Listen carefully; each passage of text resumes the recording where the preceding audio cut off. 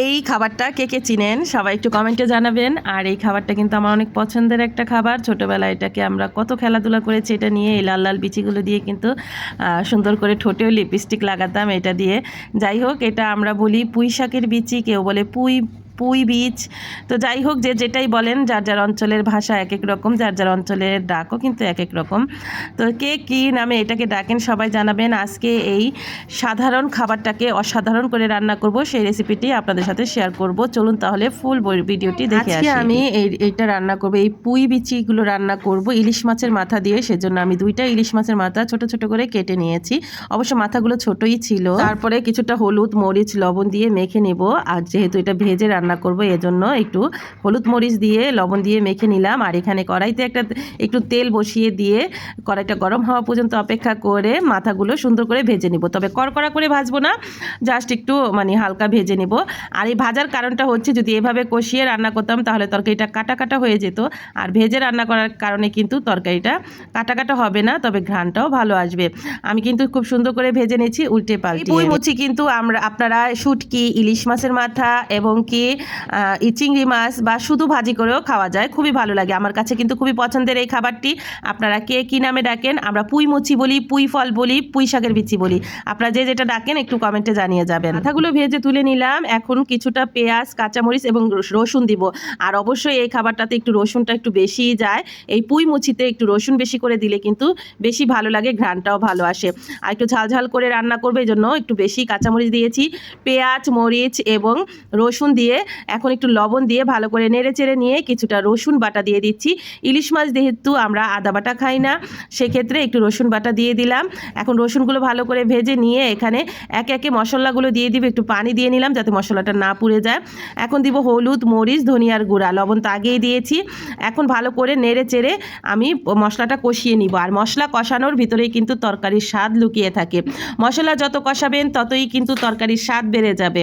এই জন্য ভালো করে মশলাটা আমি কষিয়ে নিব, ভাজা ভাজা করে নিব মশলাটা। যেই পর্যন্ত মশলার উপরে তেল ভেসে না আসবে সেই পর্যন্তই কিন্তু মশলাটা ভাজা ভাজা করবো। আমি অল্প অল্প পানি দিয়ে অনেকক্ষণ কিন্তু মশলাটা কষিয়ে নিয়েছি। আমি এখানে একটু একটু পানি দিয়ে বারবার কিন্তু মশলাটা ভেজে নিয়েছি, সুন্দর করে কষিয়ে নিয়েছি। এখন কিন্তু পুঁই মুচিগুলো ঢেলে দিব। আমি এখানে 2টা আলুও ব্যবহার করেছি।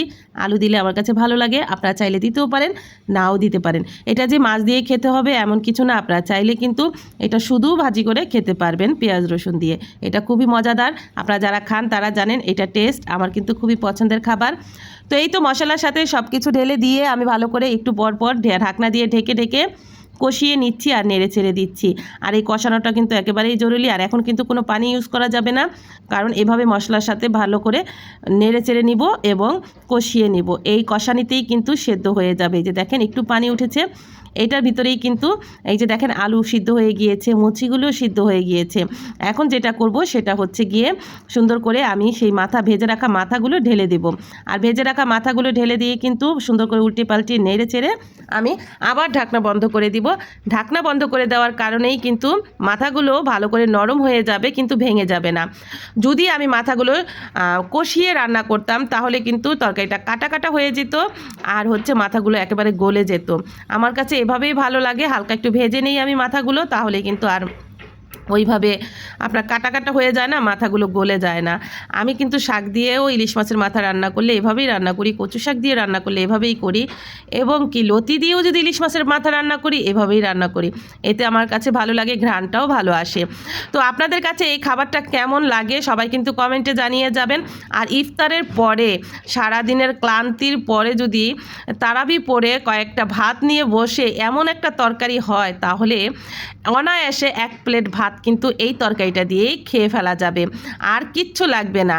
আর হচ্ছে গিয়ে আপনি চাইলে এই তরকারিটা কিন্তু ভোর রাত্রেও খেতে পারেন, তবে সন্ধ্যা রাত্রেই কিন্তু মজা। সারা দিনের পর ঝাল ঝাল এই বিচি দিয়ে ইলিশ মাছের তরকারিটা জাস্ট অসাধারণ ছিল, অসাধারণ। মানে জমে ক্ষীর হয়ে গিয়েছিল। আমি তো শুধু এইটা দিয়েই 1 প্লেট ভাত খেয়ে ফেলেছিলাম, এতটা মজা লেগেছিল। কারণ সারাদিনের রোজা রেখে মুখ ছিল সিদ্ধ হয়ে, এটা খেয়ে কলিজাটা ঠান্ডা হয়ে গিয়েছিল। আমি তরকারিটা কিন্তু এভাবে পুরপুর করে নিয়েছিলাম, একেবারে পোড়া পোড়া ভাজা ভাজা করে নিয়েছিলাম। আর তরকারি ফাইনাল লুকটা কিন্তু এইটা। সবাই যারা যারা না খান অবশ্যই একবার এই তরকারিটা ট্রাই করে দেখবেন, খুবই মজাদার এই তরকারিটা। আজকে রেসিপিটা ভালো লেগে থাকলে অবশ্যই একটা লাইক শেয়ার কমেন্ট করে দিবেন। আর এমন এমন নিত্য নতুন রেসিপি পেতে আমার চ্যানেলে চোখ রাখবেন। ভিডিওটি ভালো লাগলে অবশ্যই কমেন্টে বলে যাবেন, আর অবশ্যই বাসায় একবার ট্রাই করে খেয়ে দেখবেন। রমজান ভালো কাটুক এই দোয়া নিয়ে আজকের মতো বিদায় নিচ্ছি।